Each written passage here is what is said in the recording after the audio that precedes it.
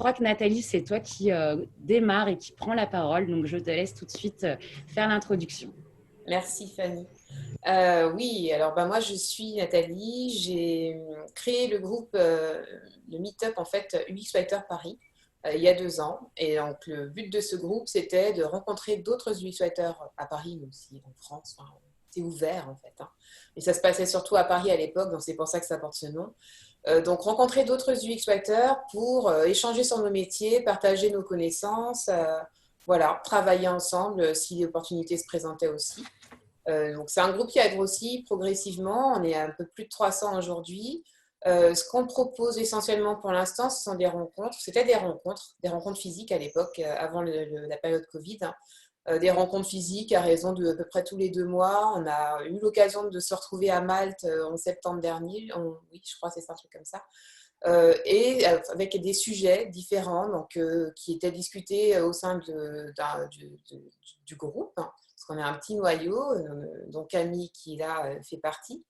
Donc des sujets qui étaient discutés au sein du groupe, donc on a pu aborder pas mal de choses déjà. Et aujourd'hui, Camille et surtout Marianne ont décidé de nous présenter un petit peu la façon dont on travaille. Donc pourraient travailler les UX writers avec les designers. C'est un sujet qui nous tient à cœur parce qu'on en a souvent parlé en interne. Donc voilà, je vais laisser la parole à Camille pour qu'elle vous explique d'où est venue l'idée, comment elles se sont rencontrées toutes les deux. Et puis, à la fin de ce talk, hein, vous aurez un questionnaire qu'on aimerait bien vous voir remplir, en fait, pour savoir ce que vous aimeriez aborder comme sujet l'année prochaine. Voilà, et quel format vous souhaiteriez également. Bon, à très vite. Et je te laisse la parole, Camille.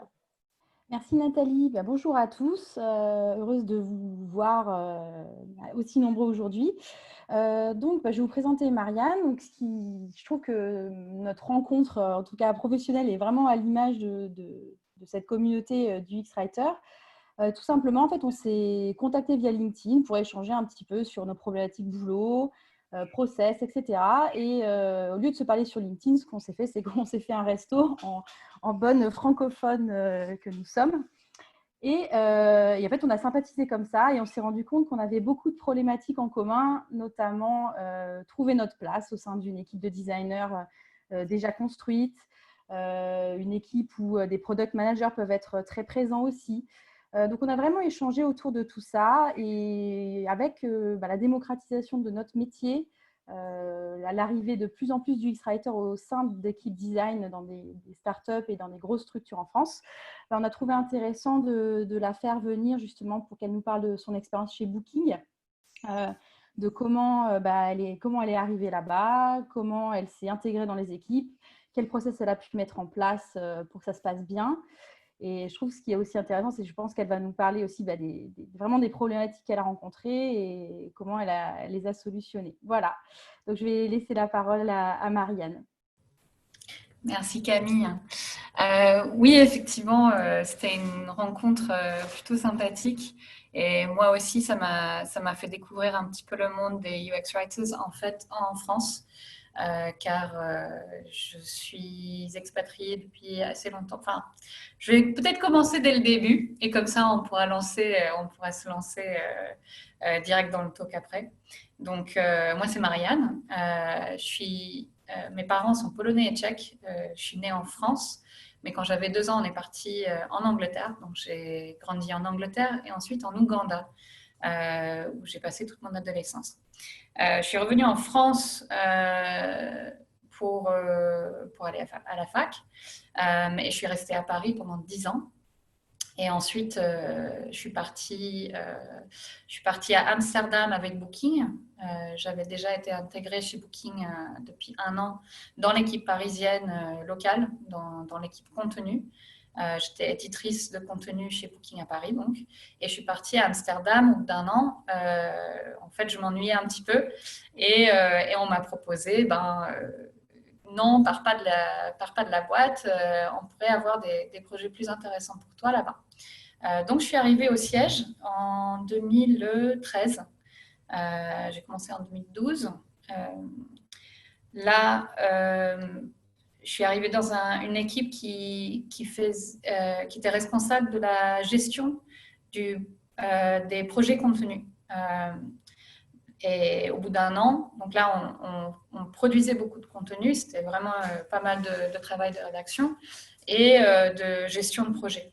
Et au bout d'un an, de nouveau, je commençais à me dire qu'est-ce que je vais faire. Et il y a Kelly Chambers qui est la principal UX writer de Booking, qui est venue me voir, qui m'a dit écoute, est-ce que tu veux pas venir chez nous dans la tech? Et là, ça a commencé 4 ans de carrière de UX writer dans la tech chez Booking. Comme vous pouvez peut-être l'entendre, je suis pas enfin, ma première langue, c'est l'anglais, en fait. Donc, vous resterez tolérants de toutes mes phrases un peu bizarres. Je parle bien français, mais je travaille essentiellement en anglais. Et je suis en train de voir plus comment intégrer peut-être des clients français dans le futur, parce que je reviens de plus en plus en France. Voilà, donc petit disclaimer. Donc, mon rôle en tant que UX Writer chez Booking, pour dire très rapidement, j'étais la 8e UX Writer de l'équipe dans la tech. Et en 3 ans, on est devenu plus de 60. Donc, c'était une expansion énorme. C'était vraiment l'explosion de l'équipe.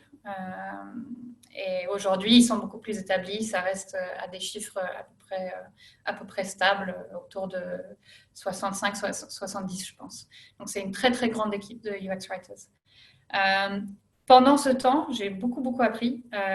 Déjà, j'ai appris le métier un peu sur le tas. C'était à un moment où, ça n'existe, même le terme UX Writer, je pense qu'il n'existait pas vraiment, car je me souviens au moment où je suis devenue team lead et on discutait beaucoup comment embaucher les bonnes personnes, les personnes qui allaient vraiment correspondre à ce rôle, et on ne trouvait pas le bon nom. Et on a vraiment cherché et on a vu que Google venait de publier une position pour UX Writer. Et on s'est dit, oui, c'est ça, en fait. On avait expérimenté avec différents noms.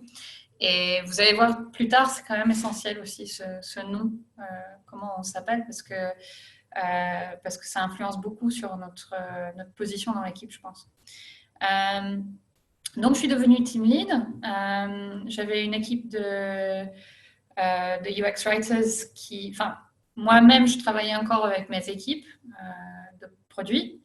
Et à côté, j'avais une équipe de UX writers qui, eux, chacun et chacune, avaient entre 5 et 10 équipes avec lesquelles, eux, ils travaillaient.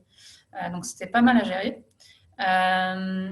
Et dans chaque équipe chez Booking, dans la tech, on a donc chaque équipe travaille sur une partie ou un produit ou une partie du produit.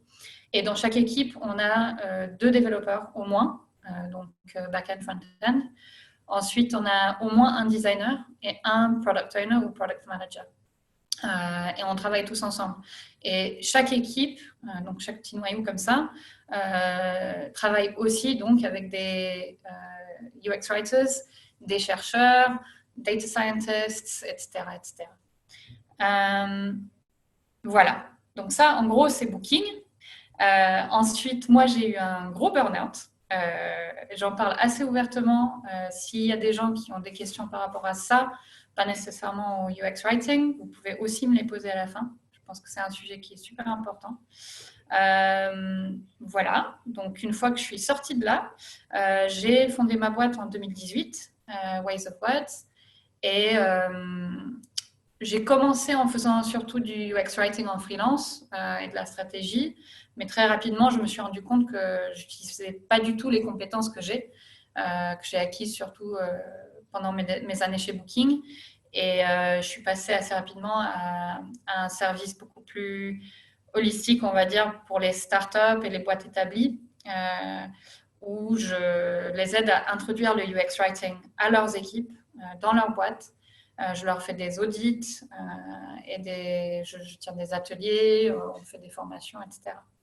Ça, souvent, ça débouche sur aussi une espèce de préparation de terrain pour embaucher un UX writer au sein de la boîte, parce qu'ils sont souvent à ce moment où ils savent qu'il leur faut quelque chose, mais ils ne savent pas exactement quoi et comment l'intégrer, et moi, je les aide avec ça. J'aide aussi les UX writers avec leur portfolio, et je fais depuis peu du coaching pour aider à les préparer à l'embauche, aux entretiens d'embauche et à l'intégration dans les équipes après l'embauche. Depuis peu aussi, je propose du conseil aux boîtes pour définir le rôle de UX Writer chez eux, pour les aider à le définir, à établir des bons process au sein des équipes et bien intégrer les UX Writers dans les équipes tech, ou design ou produit. Donc ça, c'est moi. J'entends souvent, je vois sur les communautés de UX Writers, que ça soit anglophone ou francophone, vraiment partout, et partout dans le monde d'ailleurs. J'entends souvent à peu près les mêmes problèmes qui reviennent. Donc, je vais essayer de m'attaquer à 3 de ces problèmes, plus ou moins, pour le moment. En premier, j'ai choisi de regarder comment se faire inclure dès la conception du produit, donc dans le processus créatif, parce que souvent, on se retrouve un petit peu à la fin et on reçoit un design qui est déjà prêt et il faut remplir et ajuster les mots pour que ça rentre à peu près, mais c'est pas notre métier, c'est pas du UX writer, UX writing. On fait beaucoup plus que ça quand même. Donc, comment s'intégrer dès le début. Ensuite, je regarde comment gérer la surcharge de travail, parce que souvent, surtout au début, quelqu'un se retrouve dans une boîte et en tant que seul UX writer de la boîte, et en gros, on leur dit faites tout. Et ça s'empile, c'est ingérable. Et ensuite, je regarde un petit peu la croissance des équipes UX, de UX writers, et les structures possibles dans les boîtes qui sont un peu plus grosses. Voilà, j'espère que ça sera à peu près relevant pour vous tous. Donc, pour commencer, comment se faire inclure? Je pense que la question essentielle là, c'est vraiment, c'est pas nécessairement comment se faire inclure, mais pour se faire inclure, il faut demander comment on peut démontrer notre valeur réelle, donc le ROI, et le manque à gagner pour l'équipe et la boîte, si on n'est pas là. Et si on ne travaille pas comme nous, on entend le faire. La première solution qu'on a implémentée chez Booking, c'était de tout documenter du début à la fin. Surtout, de documenter en fait quelle est notre contribution au produit. Ça veut dire, en tout cas chez Booking, ce qu'on avait fait, c'est qu'au tout début, on avait un espèce de document partagé style Excel où on notait tous les tests AB auxquels nous on contribuait avec du UX Writing et les résultats. Ça a commencé comme ça. Ça, ensuite, ça a pu évoluer parce qu'on avait un peu de data et on a pu faire évoluer ça. Et ensuite, on a pu implémenter un tag dans l'outil. En fait, chez Booking, il y a un outil interne pour le A/B testing. Donc, on a intégré un tag dans cet outil pour montrer qu'il y avait une personne, une UX writer, qui a contribué à cette expérience. Ensuite, ça, de nouveau, ça fait un peu boule de neige parce que du coup, on a pu montrer vraiment sur l'outil, en plus, notre contribution en termes d'argent, au final, à la boîte et au produit. Et à la fin, on a réussi à pousser assez pour avoir carrément un outil pour rendre les UX Writers totalement autonomes dans leurs tests AB, donc le Copy Experiment Tool. Et on n'avait plus besoin de faire appel à un designer ou un dev pour lancer un test et le gérer et prendre la décision, est-ce qu'on l'arrête ou est-ce qu'on le met live ou pas. À savoir qu'on a énormément d'autonomie chez Booking pour prendre ces décisions-là. Pas vraiment, il y a certaines règles, mais il n'y a pas vraiment besoin de demander à quelqu'un de dire est-ce que je peux mettre ça live ou pas, regardez le résultat. On le fait. Donc, c'était un avantage. Et du coup, on est arrivé au moment où nous-mêmes, on faisait nos tests. Parfois, on collaborait avec le design, bien sûr, parce qu'il faut. Et parfois, on pouvait faire nos tests indépendants. Et tout ça, ça a vraiment contribué à montrer la valeur des UX Writers parce qu'on voit l'argent qui est gagné par ces tests. Les réservations, les annulations, etc. Il y a une autre approche aussi, une autre chose que je faisais pour qu'on se fasse mieux intégrer, c'est tout simplement d'établir des bonnes pratiques avec des designers avec qui on s'entend bien, qui sont déjà convaincus, et les laisser eux, en fait, prêcher derrière. Quand on travaille bien avec une équipe déjà, ou avec une personne, on arrive à mettre en place nos idées, nos processus. Et c'est aussi des tests, en fait, au final. C'est du A/B testing. On essaye un processus et un autre.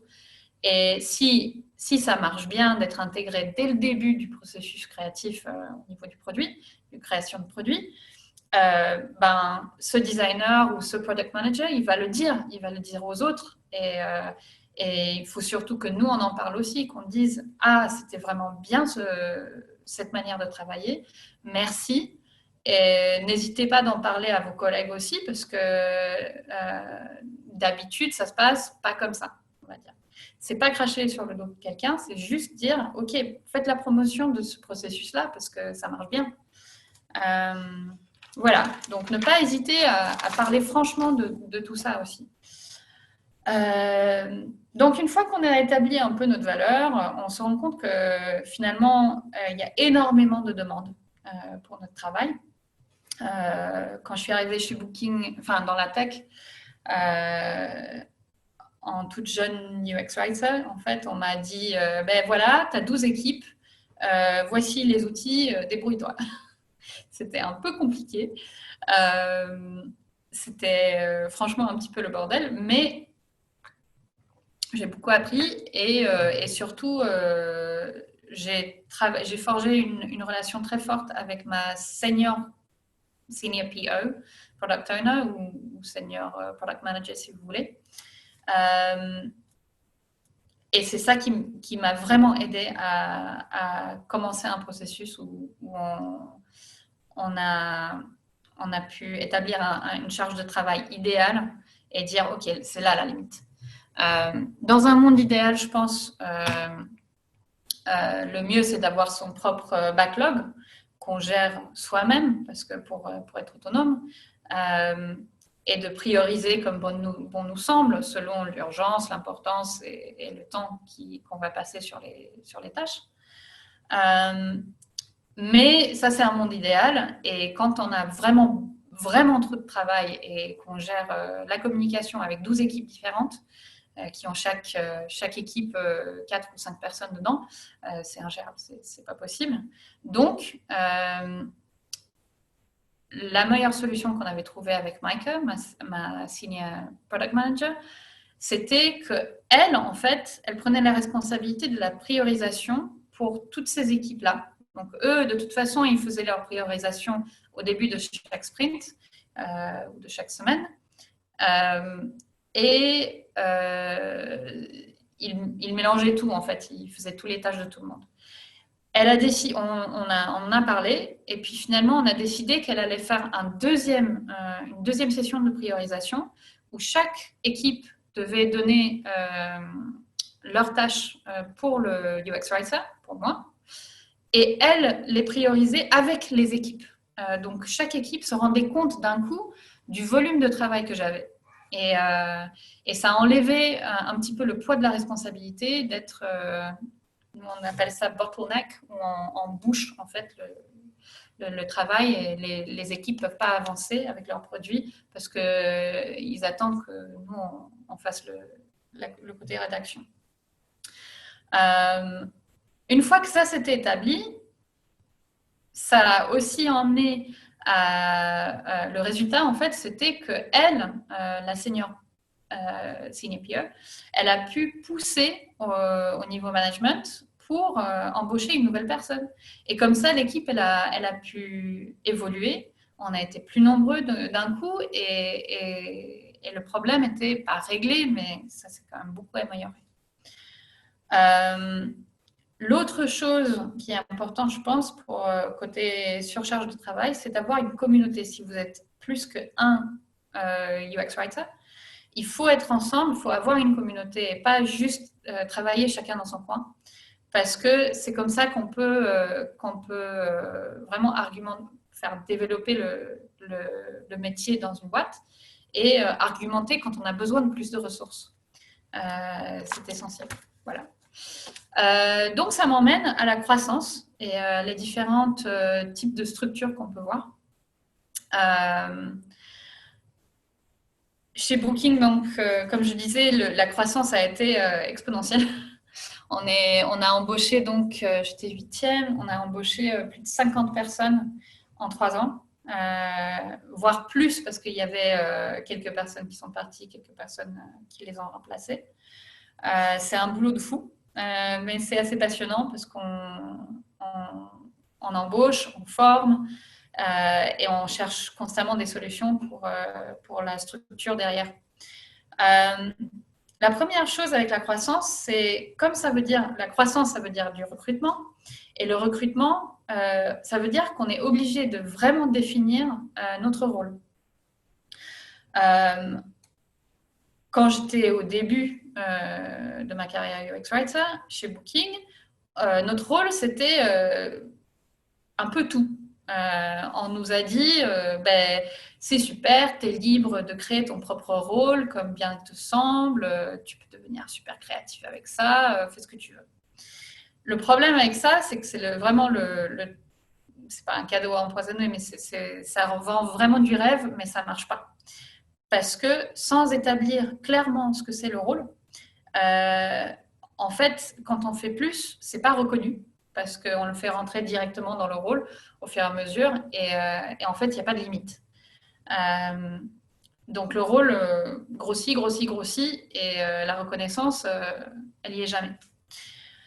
Le fait de définir le rôle très clairement, ça nous a beaucoup aidé. C'était vraiment un point pivot pour nous dans l'équipe parce qu'enfin, on a pu voir noir sur blanc les responsabilités qu'on avait. Quand est-ce qu'on allait au-delà de nos responsabilités et quand est-ce qu'on n'était pas tout à fait à la hauteur de ce qu'on avait à faire. Et en tant que manager, bon, c'est essentiel aussi. Pardon, je regarde juste mes notes.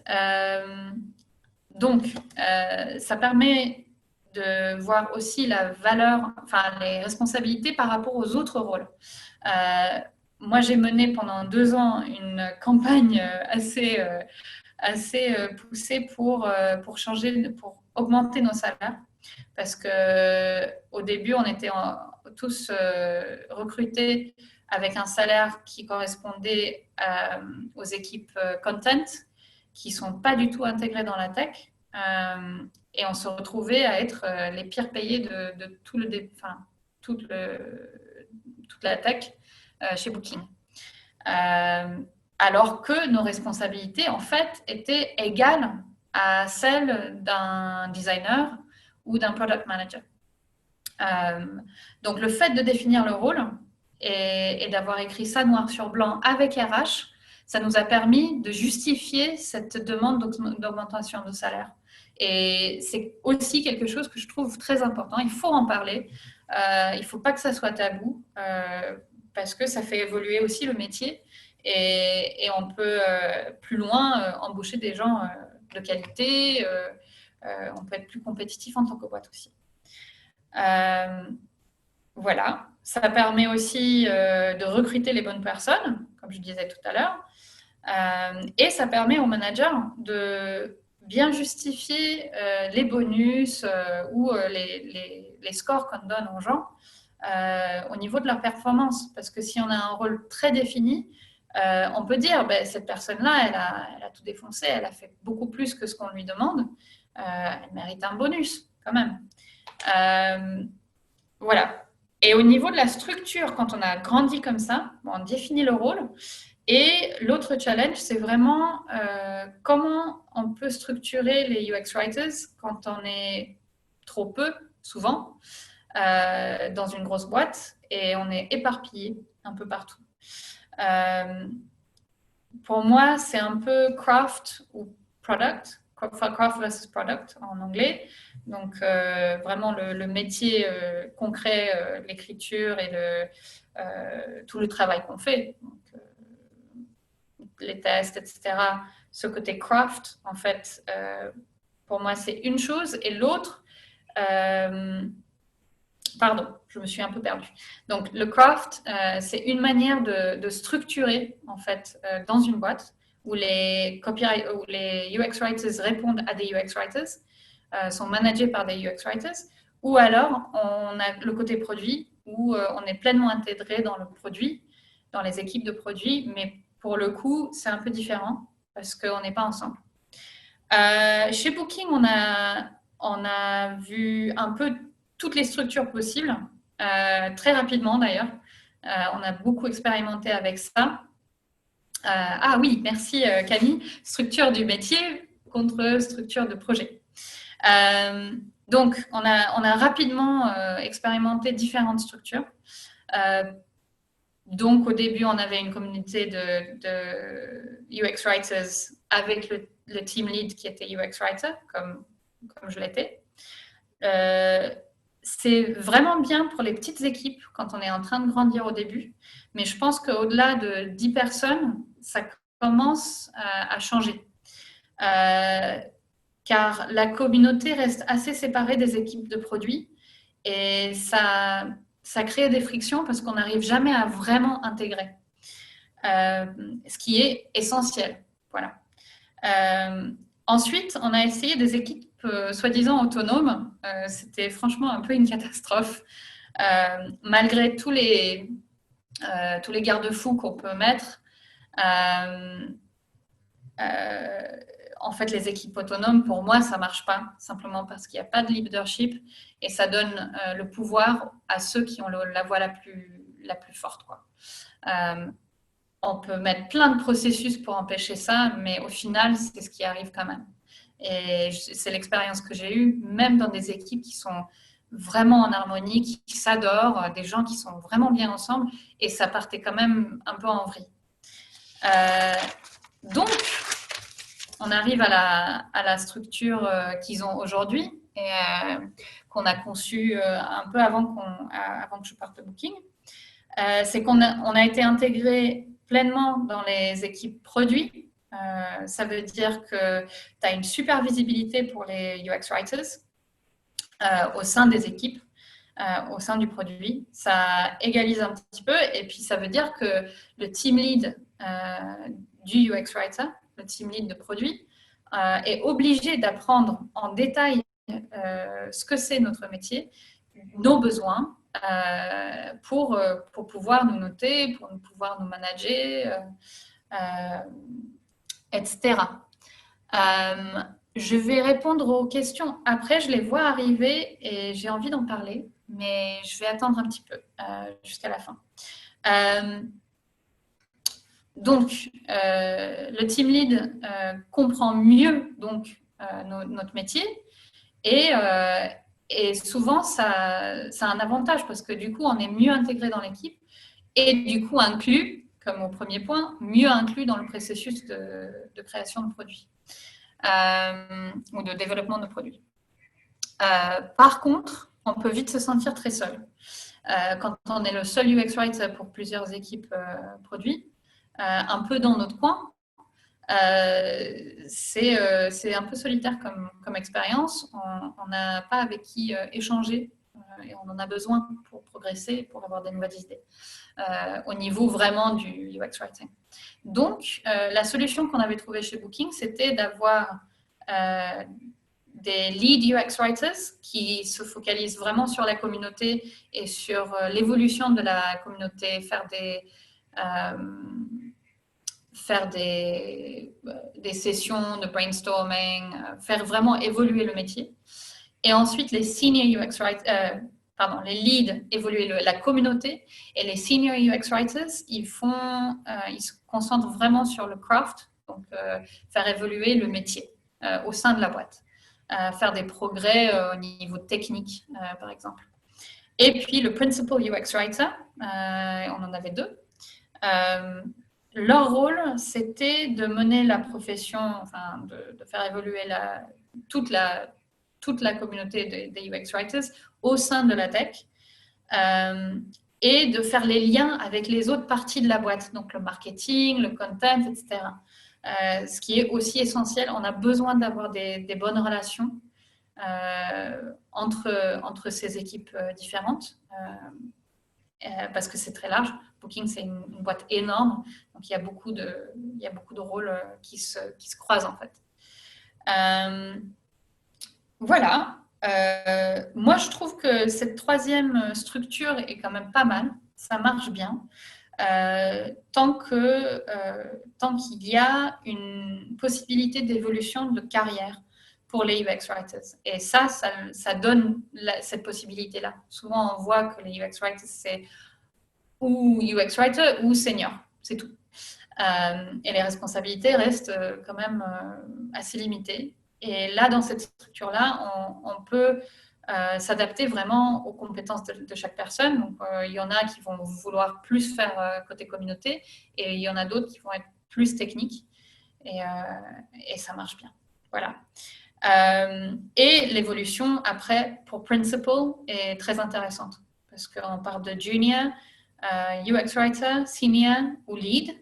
Et ensuite, on peut passer en Principal ou alors en Team Lead ou Senior Team Lead. Pour la tech en général, donc on peut évoluer plus loin que juste le UX Writing. Voilà, et j'ai vu pas mal de gens le faire, ça marche bien. Voilà, donc pour conclure, je pense, j'ai noté quelques petits points, des petits conseils, j'espère que ça sera utile.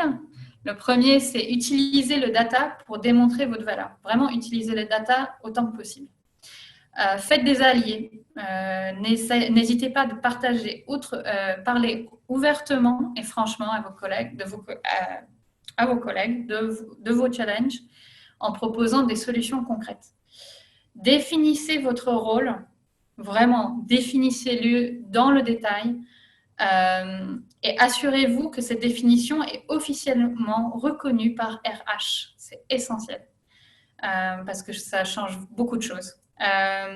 Expérimentez avec votre structure avant d'être trop nombreux, avant d'être trop gros, parce que c'est là où vous pouvez encore le faire sans casser des trucs, on va dire, et sans trop perdre de personnes. Ensuite, dernière chose, prenez soin de vous et mettez clairement vos limites. Dites non quand il faut. Voilà. C'était super. Merci. Bon, on passe aux questions. Bah, écoute, oui, je les ai vues passer. Pour l'instant, il y en a quelques-unes. Je pense qu'on va peut-être cibler en premier celles qui sont vraiment en lien avec le talk. Je ne sais pas ce que tu en penses, Nathalie. Oui. Donc, il y avait notre talk, pour rappel, c'était vraiment la place de l'UX Writer au sein de l'équipe produit, au sein de l'équipe design. Donc, il y a une question de Sophie qui est hyper intéressante. On a un petit peu parlé. C'est le sujet des salaires. En effet, en France, de manière assez générale, le salaire, l'argent, c'est un sujet tabou. Et la question, c'est vraiment comment savoir en fait, combien on peut se faire payer, comment calculer ça, quel est le point de référence. Voilà, si toi, tu avais un peu un avis là-dessus. Voilà. Ouais. J'ai toujours des opinions un peu fortes par rapport à ça. Je pense que la première chose à faire, c'est d'apprendre à gérer l'inconfort et le tabou et le surpasser et simplement en parler autour de toi. C'est à ça que sert ce genre de collectif ou de regroupement de gens du même métier, c'est d'échanger là-dessus. Et il n'y a pas de raison pourquoi on ne devrait pas échanger honnêtement sur les salaires. Je sais qu'au sein de beaucoup de boîtes, non seulement c'est tabou, mais RH vous dit non, il ne faut pas en parler, c'est interdit, alors que je pense que dans la loi, il n'y a vraiment rien qui nous interdit de parler de nos salaires entre nous. Donc ça, c'est la première chose. Deuxième chose, il y a un point de référence, je ne sais plus qui c'est, je pense que c'est UX Writers Collective, qui fait une étude tous les ans pour voir les salaires des UX Writers à travers le monde. Ça, c'est intéressant. Donc, vous pouvez toujours aller voir ça. Je ne sais pas si on peut trouver un lien à envoyer à un moment, mais tous les ans, c'est publié et c'est anonyme. Je vous encourage à y participer aussi. Et dernière chose, juste parler ouvertement de ça, c'est important pour tout le monde, pour faire évoluer les salaires de ce métier. Et c'est surtout important pour les gens qui se font typiquement moins payés, les femmes, les minorités, LGBT, etc. Et je peux pas en parler assez de ça. Je pense que c'est essentiel. Voilà. Et justement, je précise un peu la question. Sophie disait, voilà, par exemple, de mémoire, j'avais vu ce questionnaire, ce survey sur les salaires. Et en fait, il y a très peu de données sur les pays non anglophones, en fait. Et c'est ça qui est compliqué, parce qu'en fait, c'est nos cultures du secret. Et justement, alors, je pense qu'on est dans une communauté assez ouverte, donc on pourrait tous échanger sur combien facturer, combien deviser, etc. Si tu n'as pas forcément cet accès-là, est-ce que toi, tu te calerais sur un salaire de designer, par exemple, et éventuellement, comment justifier, entre guillemets, cette proposition, cette demande? Justement, c'est là où, de nouveau, il faut définir le rôle pour pouvoir le comparer. À partir du moment où on a un rôle bien défini et on voit que les responsabilités sont au même niveau et que l'effet sur la boîte, donc le gain de la boîte, de notre travail, notre valeur pour la boîte monétaire, elle est pareille, dans ce cas, on se cale sur le même salaire. Malheureusement, c'est encore peu commun. Je sais qu'en général, on gagne toujours moins que les designers. Par contre, j'ai vu passer quelqu'un sur LinkedIn qui disait justement, non, il faut payer vos UX Writers au même prix, au même niveau que les designers. Ça se passe mieux dans la boîte après. Il disait, chez nous, ça se passe mieux, c'est mieux pour la boîte. Voilà. Après, pour le justifier, quand on arrive dans un nouveau travail, c'est compliqué. Oui, dans l'article de Jonathan, oui, je vois passer le commentaire. Voilà, je ne sais pas ce que je peux dire de plus. C'est galère, il faut en parler, il faut surtout partager entre nous. Super. Je prends la question de Mathias qui est juste en dessous. Justement, on parlait de définir notre rôle. Est-ce que tu peux clarifier les responsabilités d'un UX Writer d'une Product Team pour justement savoir si on en fait trop, pas assez, je pense que c'est rare le pas assez, mais trop. Qu'est-ce que, peut-être en 5 points pour toi, ce serait quoi les responsabilités d'un UX Writer? Alors, c'est un peu difficile à définir globalement parce que ça dépend beaucoup de la taille de la boîte et des outils qu'ils ont à disposition. Pour moi, dans une boîte assez grande pour avoir du A/B testing et qui a tout le data dont on a besoin, on devrait donc forcément faire la rédaction dans le design et en utilisant le flow, nos connaissances du UX, c'est la base, mais c'est vraiment pas que ça. on devrait être responsable de A/B testing pour faire évoluer notre travail. Et donc, ça débouche sur la stratégie. En tant que UX Writer, on devrait pouvoir définir la stratégie de test et de UX Writing en général pour les produits. En collaboration, bien sûr, avec le design, je pense. On est aussi responsable...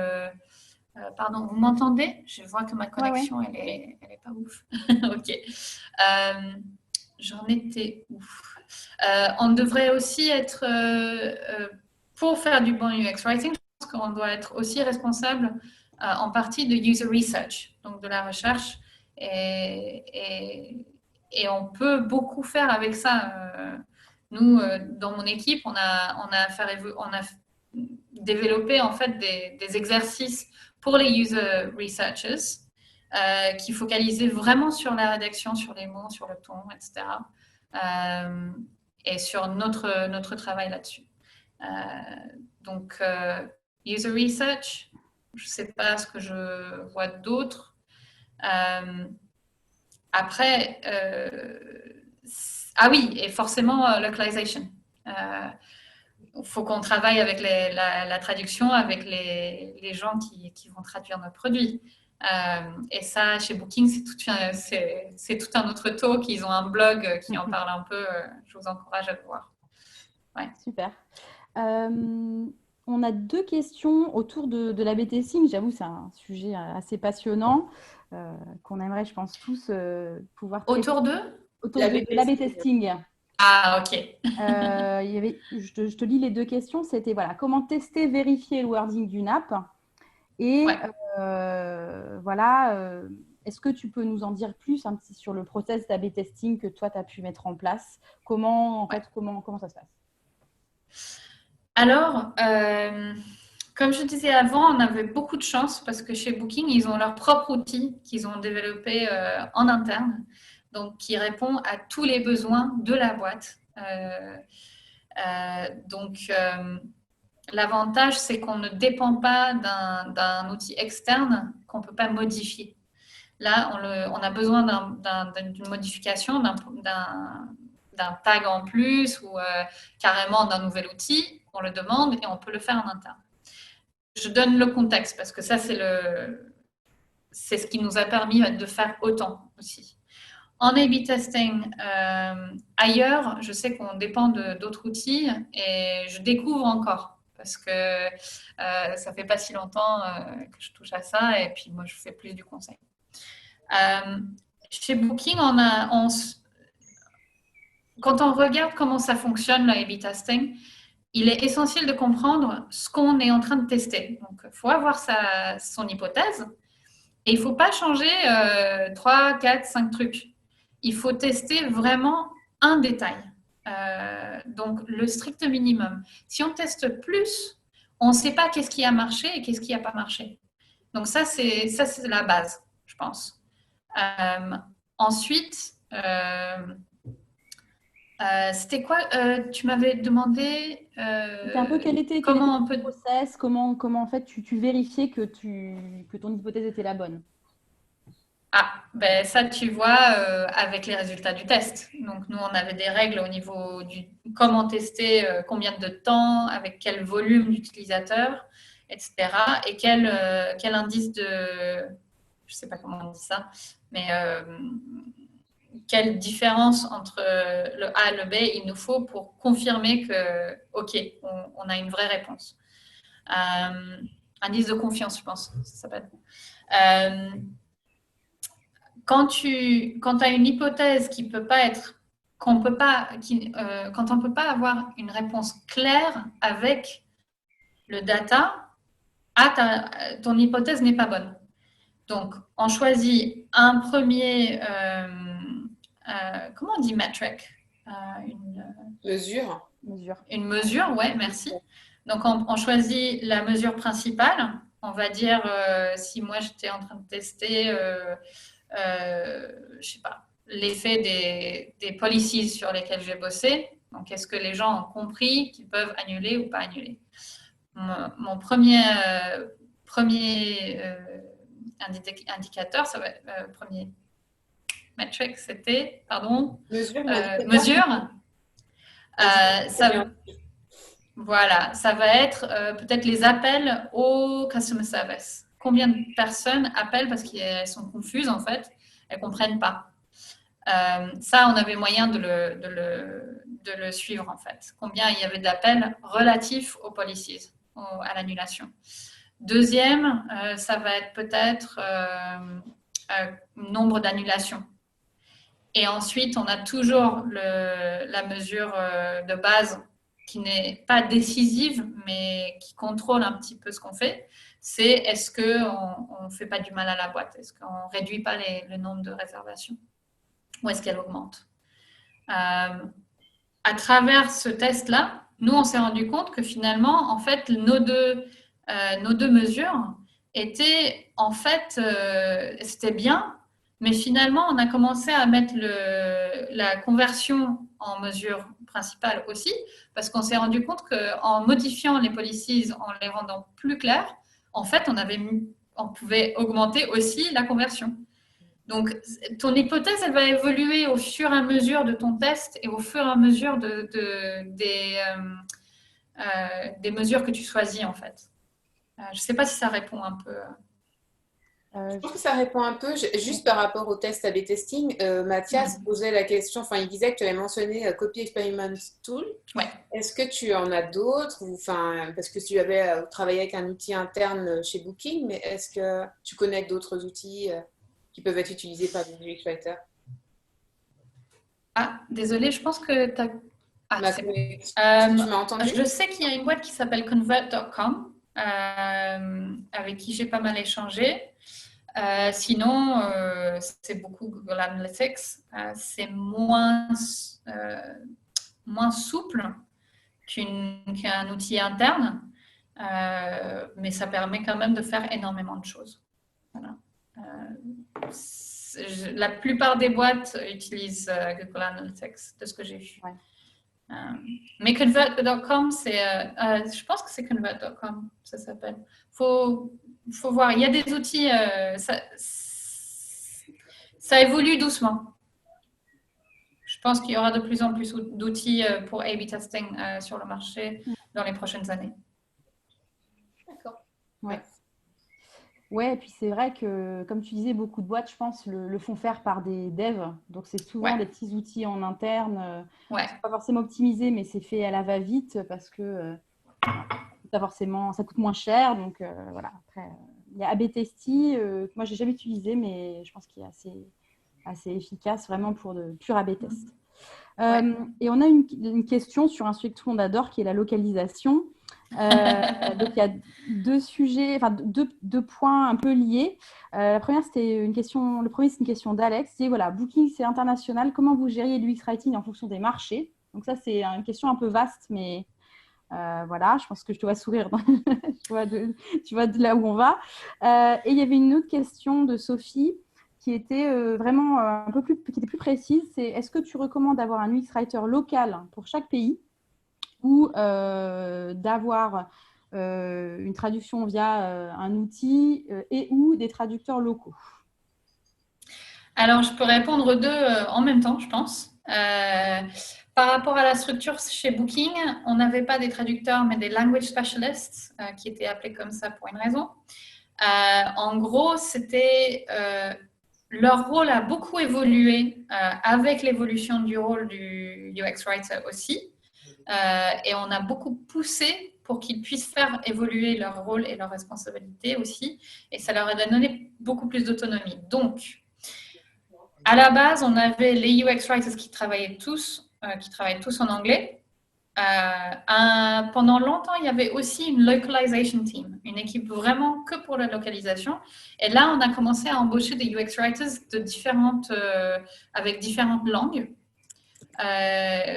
pour les plus gros marchés, on va dire. On avait pour le Japon, la Chine,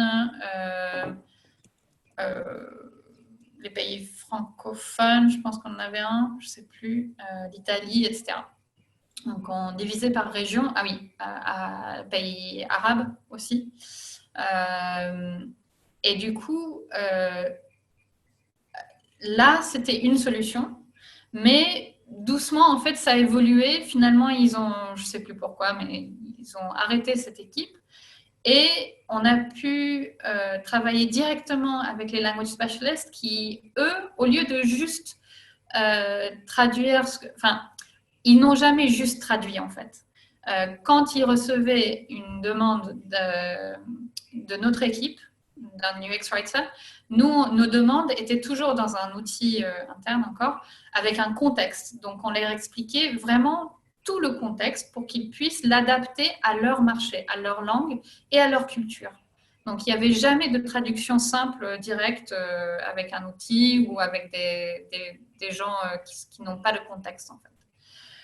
Tout était en contexte avec des screenshots et l'explication de la fonction de ce qu'on a écrit. Ensuite, quand ça a évolué un peu plus loin, eux, ils ont pu commencer à travailler avec nous dans l'autre sens, où eux, ils faisaient des propositions par rapport à leur marché et leurs connaissances. Et ça, c'était super. Et on a commencé à faire du A/B testing par région ou par langue aussi. Voilà. Ok, donc en fait, c'était très lié. Ils n'avaient pas on va dire le label UX Writer, mais ils avaient en tout cas Ils n'en étaient pas loin. voilà, presque un gros droit de regard sur les maquettes, sur le contenu. Ouais. Voilà, il y avait quand même quelque chose de très stratégique. Souvent, un traducteur, on dit traducteur, je pense qu'on est tous bien conscients qu'un traducteur ne va jamais juste traduire des chaînes de mots. Mais c'est sûr que là, ça va même plus loin. C'est ce côté, pouvoir dire ça ne va pas marcher chez moi, dans mon pays, ou finalement, ça ne va pas être compris. Même en allant plus loin en termes de design, il ne va pas y avoir assez de place, ou ça ne va pas marcher, etc. Ça, c'est intéressant de se dire que c'était encore plus loin qu'une collaboration. C'est vraiment hyper imbriqué, où vraiment le travail de l'un influence l'autre. Et ça, c'est quand même hyper intéressant. Et on apprenait beaucoup les uns des autres. On organisait le plus possible des connexions entre nous, parce que c'était très bénéfique en fait. Ok. Je crois que j'ai lu toutes les questions. Je ne sais pas si d'autres personnes en ont. En plus, on est dans les temps. C'est miraculeux. Moi, j'avais une petite question. Est-ce que tu sais, alors je pense qu'on est plusieurs UX writers là dans les fameuses attendees là, de Zoom. C'est encore hyper rare ici de voir une entreprise qui a plus d'un UX writer, même des très grosses structures. Moi, je suis en mission dans quand même des boîtes assez importantes où j'arrive et je suis toujours la première. Je pense que c'est le cas de pas mal de gens ici. Est-ce que toi, tu connais des boîtes qui ont une structure aussi complexe que celle de Booking? Parce que j'avoue que cette évolution de carrière, dont je pense qu'on rêve tous, est-ce que tu connais d'autres boîtes qui ont fait ce travail-là? À l'international, oui. Je sais qu'il y a une copine qui est partie chez Deliveroo. Elle était la première. Et en un an, ils ont formé une vraie équipe. En fait, elle était embauchée pour former l'équipe et pour embaucher derrière et créer une vraie équipe et structure derrière. Et c'est un peu ce que je tente de faire en freelance, mais du côté sans le côté vraiment de faire le travail d'écrire. Donc Deliveroo, aux États-Unis, on a plein.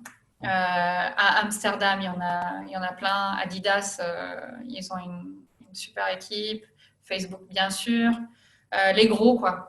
Les gros, mais chez les plus petits aussi, ça évolue très, très rapidement. Je sais qu'à Londres, il se passe beaucoup de choses. Il y a beaucoup de startups qui se sont rendus compte qu'en fait, il leur faut le UX writing. En fait, pour eux, c'est du content design, ce qui reflète mieux, je pense, ce qu'on fait, carrément.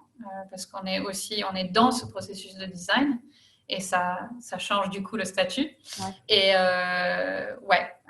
je pense que là où il faut regarder aujourd'hui, c'est à Londres. Et je pense qu'avec cette évolution-là, ça va doucement arriver en France. Voilà. Ouais, après, je pense que la situation évolue vraiment dans le bon sens. Je pense que Nathalie aussi confirmera. C'est vrai que même si on fait ce métier depuis quelques années, c'est vrai que ces 2 dernières années, il y a eu vraiment une grosse explosion une belle explosion de la demande, en tout cas. Je pense par plusieurs biais, c'est-à-dire en effet des designers qui ont connu ça dans d'autres boîtes et qui ont pas envie de gérer les wordings dans leur boîte actuelle, donc ils vont émettre ce besoin. Je pense aussi beaucoup à la localisation, qui est un sujet qui nous intéresse vachement. On a déjà un peu parlé de ça lors d'un meet-up. C'est ce côté, en fait, la localisation, c'est un coût énorme pour une entreprise, et si elle est mal faite, ça se voit tout de suite, et en général, c'est parce que le wording de base n'a pas été pensé, et c'est pas forcément une tare entre guillemets, c'est que personne n'y a pensé, personne a semblé, personne a ressenti le besoin de faire un focus là-dessus, ce qui est un peu triste, mais qui nous ouvre aussi beaucoup d'opportunités, quoi. Et je pense que c'est à nous aussi de faire évoluer au sein de nos clients et des boîtes dans lesquelles on travaille, parce que quand on peut montrer, regardez, cette boîte, ils font ça, il y a quand même bien une raison, ils ont beaucoup de succès, ils font beaucoup d'argent, c'est l'argent qui parle en général, faut pas se mentir. Et quand on arrive à montrer la valeur, ça fait boule de neige après. Avec un UX writer, ça devient 2 parce que la demande explose et assez rapidement, on peut faire grossir les équipes, quoi. Super. On a une dernière question, une question de Rodolphe alors peut-être que toi tu comprends directement, moi je n'avais pas compris, qui demandait quelles étaient les cérémonies des UX Writers. En gros, ce qu'il voulait dire, c'était un peu quels étaient les rendez-vous quotidiens avec les business, le business, les product owners, etc.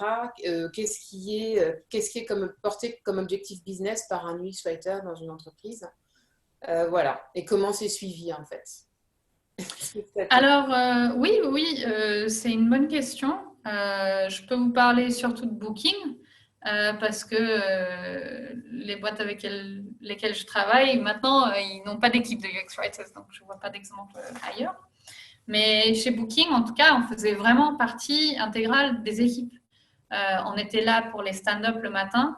Bon, souvent, c'était un peu compliqué parce qu'on avait 3, 4, 5 équipes, donc on faisait les stand-up peut-être un jour sur 2. On était complètement intégrés dans le système, dans les sprints. On fait partie de l'équipe, tout simplement, comme les autres. Et ensuite, par rapport aux objectifs de business, je pense que, pour moi, c'est logique qu'une entreprise a ses objectifs.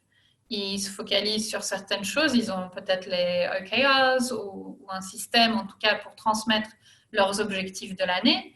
Et ça descend dans les équipes. Et du coup, nous, on se fixe les mêmes objectifs que notre équipe. Si l'équipe, son objectif principal, c'est de réduire les annulations, mais nous, on va travailler là-dessus. Donc, voilà. Hein. Et les mesures, c'est comme tout le monde. Hein.